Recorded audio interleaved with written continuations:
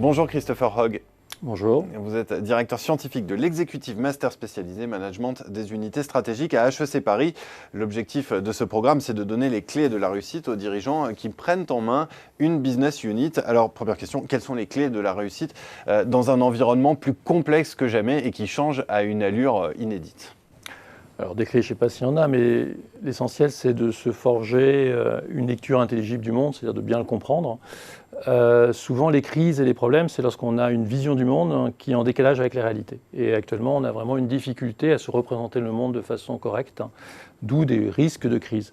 Alors c'est un monde avec des transformations très violentes, très rapides, qui comporte des risques extrêmement importants, des risques économiques évidemment en termes de profitabilité pour les entreprises, des risques sociaux pour nos collaborateurs, des risques environnementaux, des risques éthiques, tout ça fait des pressions très fortes.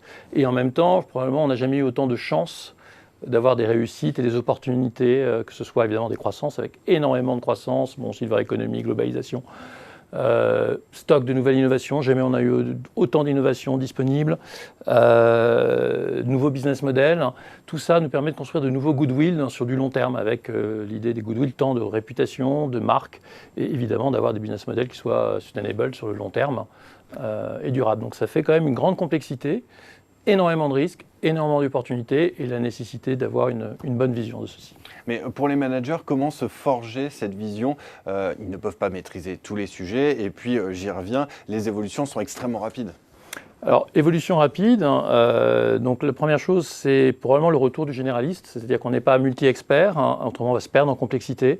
Donc pour être dirigeant, il faut avoir une bonne compréhension de l'ensemble, de son environnement, de l'ensemble des fonctions. Donc tous les programmes que l'on fait sont par rapport à ça, c'est d'avoir une idée, d'avoir une bonne appréhension générale pour créer une vision qui ne soit pas une planification, c'est-à-dire que ce n'est pas des process qu'on met simplement en marche, mais c'est une vision qui va nous permettre, alors c'est un lieu commun, mais de l'agilité. Ça veut dire quoi ? Ça veut dire qu'à la fois il faut des directions extrêmement fermes parce qu'il va y avoir beaucoup de vents qui vont aller dans toutes les directions, donc il faut pouvoir donner à ces équipes les endroits où on veut aller et à la fois avoir une agilité pour pouvoir faire face à tous les aléas qu'on va rencontrer. On peut dire qu'aujourd'hui, être dirigeant est plus complexe que jamais. Je ne sais pas si c'est plus complexe, ça a changé. Il y a plus d'opportunités.